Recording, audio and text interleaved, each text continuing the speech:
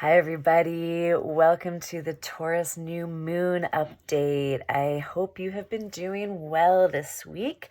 It's a bit of an intense astrological week that's been happening, which I'll get to in a second. But yeah, this Taurus new moon brings in a new energy that I think we all are really craving. So I'm wearing my Venus earrings because Venus rules this Taurus new moon, and my sense is that we're all needing a little bit more Venus in our life. The sense that I've been getting from people is there's an intense feeling of overwhelm, from clients, my community, myself. And so really when I woke up this morning, I was like, what do I want to call in? And it's ease and slowness and slowing down. So with this new moon, really allowing this potential. However, there is a paradox going on right now, which is very Venusian to begin with. Everyone thinks of Venus as light and love and beauty, but she's got a dark side, as we all do in being human, and that's what makes us so beautiful and complicated. So what's been happening this week, which is accumulating over this new moon, well, technically on Saturday, is what we have a T-square, which involves 3 planets. We got Mars over here, we got Pluto right here, and we got Jupiter over here. So these 3 planets are powerhouses. So what does that all mean? These energies also have been building this last week. So you might be feeling past it. You might be in it. You might not be feeling it at all. It's whatever's true to you and your story right now. This T-square is a doozy. Anytime Pluto is involved, we meet our underworld. We meet our psychological storylines that keep us trapped, that keep us feeling confined. And with Mars right there, there's an agitation. He's our warrior. He wants to fight for what's right, keep us going.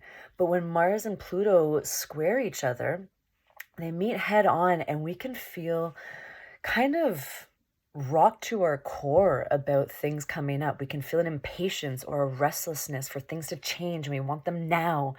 Mars just moved into Leo right before it squares Pluto. So there's a fire energy, which is great. It's passion, it's creativity, but it's also a fixed fire, and it can blaze out of control if we don't sort of watch it. Meaning really being conscious of what's coming up in your life.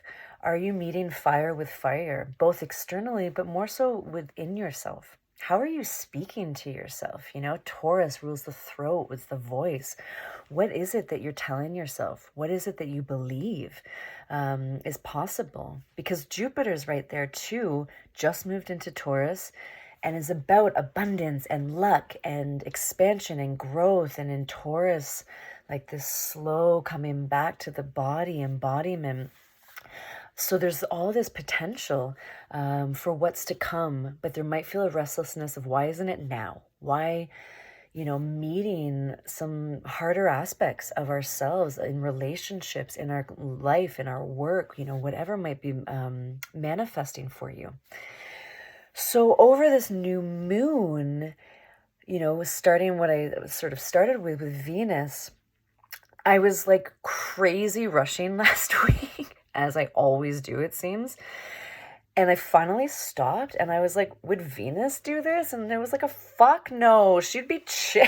Like she's got time. She remembers that time is a construct, right? And so with this building intensity over this last week, really feeling this fire, this tension, lots being brought up over this new moon, potentially having it as a time to reconnect with Venus, who is about receptivity, about pleasure, about slowing down to actually see how beautiful our world is. So really bringing in that ease and softness and gentleness if there has been a lot of intensity. And also recognizing that this is a really intense astrological week. So whether you've been through it and are past it or entering it, really honoring that journey and what is being brought up. And I honestly didn't know what I was going to talk about this morning, so I went to my oracle, or my Bible, which is Women Who Run with the Wolves, and of course I opened to the perfect page, and she says, sometimes the only way we learn to hold on to our deeper knowing is because a stranger jumps out. Stranger in this case being our psychological stories that drag us down. Then we are forced to fight for what we find dear, fight to be serious about what we are all about, fight to develop past our superficial spiritual motives, which Robert Bly calls the desire to feel groovy, fight to hold on to the deeper knowledge, fight to finish what we have begun. So take those words, plant these seeds. Taurus is that fixed earth energy. It wants to grow and evolve. So I hope this resonates, and sending much love and ease. If this weekend feels a bit tense, remember that these energies are passing, and meet those stories or what's ever happening as a way to evolve through them and really ground into this present moment. Okay, much love.